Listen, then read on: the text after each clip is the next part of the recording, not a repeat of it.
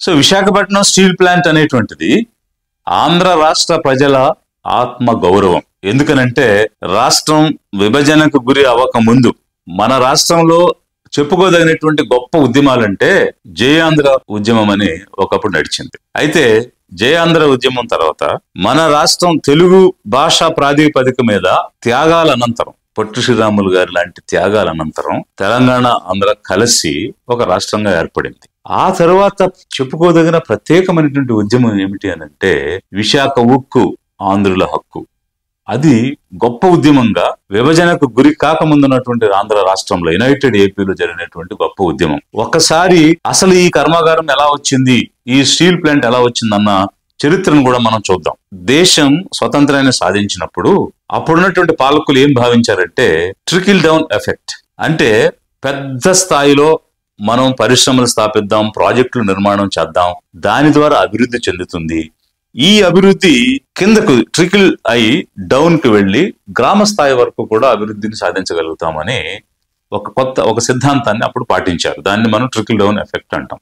అంటే టాప్ లో development start చేస్తాం, అది ట్రికిల్ అయి అలా కిందకు జారి గ్రాస్ రూట్ కూడా డెవలప్మెంట్ వెళ్తుందని ప్లానింగ్ కమిషన్ ద్వారా పంచవర్ష ప్రణాళికలు పెట్టి బాక్రా నంగల్, హీరాకూడ్, నాగార్జున సాగర్ ఇట్లాంటి అనేకమైనటువంటి డ్యామ్స్ కట్టారు.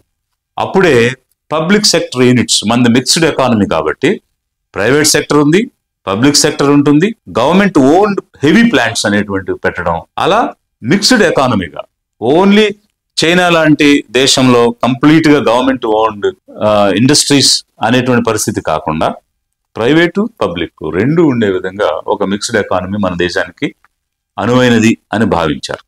అందులో భాగంగా కొత్తగా వచ్చినటువంటి ఈ దేశం ఒక్కసారిగా పెద్ద పెద్ద ప్రాజెక్టులు, పెద్ద పెద్ద పరిశ్రమల నిర్మాణం చేయలేదు. కాబట్టి అలాంటివి దేశం నిర్మాణం చేయాలి, కొంతకాలంగా జరిగినప్పుడు ప్రైవేట్ నుంచి కూడా ఇన్వెస్ట్మెంట్స్ వస్తాయి అని ఆ రోజుల్లో భావించి ఒక్కొక్క పంచవర్ష ప్రణాళికలో ఒక్కొక్క కర్మాగారం ఏర్పాటు చేస్తూ వచ్చారు. అలా స్టీల్ ప్లాంట్స్ విషయానికి వచ్చినప్పుడు మొట్టమొదట రూర్కెలాలో ఒక స్టీల్ ప్లాంట్, బిలాయిలో ఒక స్టీల్ ప్లాంట్, అసన్సోల్లో ఒకటి, బొకోరాలో ఒకటి ఏర్పాటు చేయడం జరిగింది. 1960లోనే మన ఎంపీలు 42 మంది ఉండేవాళ్ళు. వారందరూ కూడా ఆలోచించి దక్షిణ భారతదేశంలో అత్యంత పెద్ద కర్మాగారం, ప్లాంట్స్ అనేటువంటివి, ఇండస్ట్రీస్ అనేటువంటివి రాలేదు, దక్షిణ భారతదేశానికి కూడా మీరు చేయూతనివ్వాలని కేంద్రానికి ఒక విజ్ఞప్తి చేయడం జరిగింది. చేసినప్పుడు తప్పకుండా ఈసారి వచ్చేది దక్షిణ భారతదేశంలో పెట్టాలని కేంద్రం ఒక నిర్ణయం తీసుకుంది.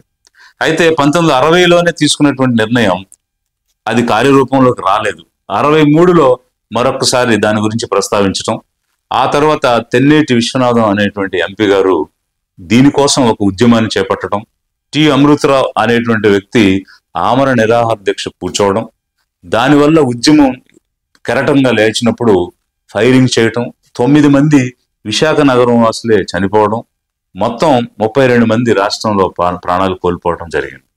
అప్పుడు 1970లో ఏప్రిల్ 17వ తేదీన అప్పటి ప్రధాని ఇందిరా గాంధీ గారు విశాఖపట్నంలో స్టీల్ ప్లాంట్ పెడతామని ఒక అనౌన్స్మెంట్ చేయడం జరిగింది.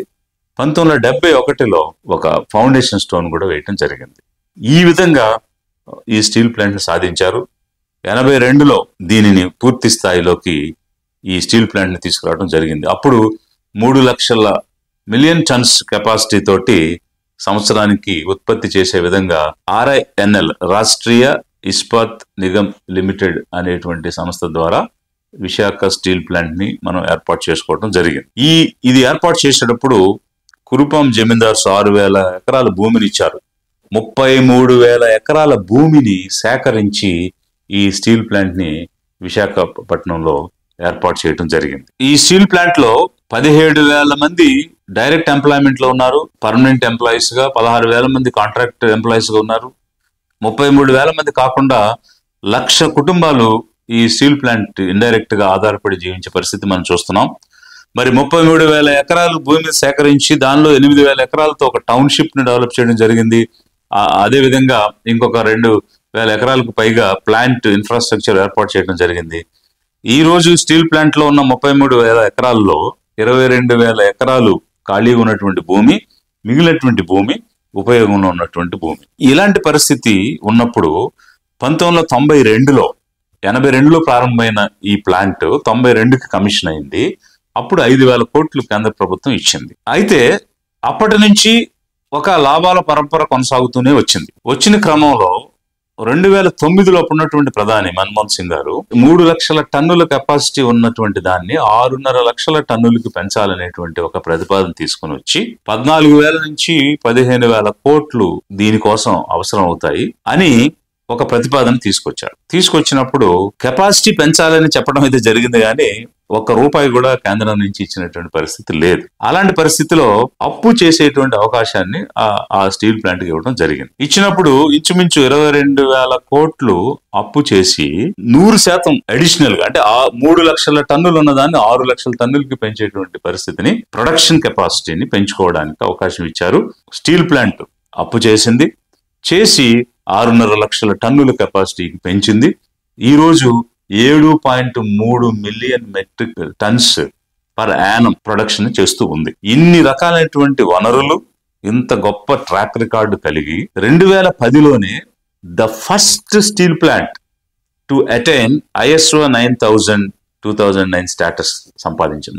9001 ISO అని మొదలై ఈ రోజు ISO 50001 స్టేటస్ కు వచ్చింది. అదే విధంగా నవరత్నాలలో ఒకటిగా RINL ని కేంద్ర ప్రభుత్వం ప్రకటించింది. ఒక నవరత్న కంపెనీ, ఒక ISO 9001 సర్టిఫికేట్ మొట్టమొదటిగా పొందినటువంటి ప్లాంట్, ఫస్ట్ షోర్ బేస్డ్ స్టీల్ ప్లాంట్, సముద్ర తీరాన ఉన్నటువంటి ఏకైక స్టీల్ ప్లాంట్, అది కూడా అత్యున్నతమైనటువంటి ప్రమాణాలతో, ఎనర్జీ ఎఫిషియన్సీతో నడుస్తున్నటువంటి ప్లాంట్ ని ఈ రోజు అమ్మకానికి గురి చేయాల్సిన పరిస్థితి ఎందుకు వచ్చింది? ఎందుకు అమ్మాలనుకుంటున్నారు? నిజంగా ఇది నష్టాల్లో ఉన్నందుకు అమ్మాలనుకుంటున్నారా, లేక ఎవరినైనా లాభాల్లోకి తీసుకెళ్లడానికి, ఎవరికైనా కట్టి పెట్టడానికి, ఎవరికైనా మేలు చేయడానికి, దాని ద్వారా లక్షల కోట్లు దోచుకోవడానికి అమ్మాలనుకుంటున్నారా? ఇది మన రాష్ట్ర ప్రజలు గమనించాల్సిన అంశం.